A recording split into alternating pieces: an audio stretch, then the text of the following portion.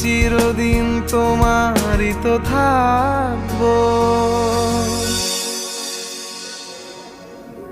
ছোটবেলা থেকে তোকেই ফিল করতাম, তারপর যখন লন্ডন চলে গেলাম সব সময় তোর কথা মনে পড়তো। ফেক প্রোফাইল বানালাম, অপরিচিত মানুষ যে তোর সঙ্গে প্রেম করলাম, কিন্তু আসল প্রেমের স্বাদ তো পেলাম না। শুধু শুধু তোর কাছ থেকে দূরে থাকার কষ্ট। তারপর ভাবলাম যে তোর আশায় থাকতে থাকতে এই জীবনে আর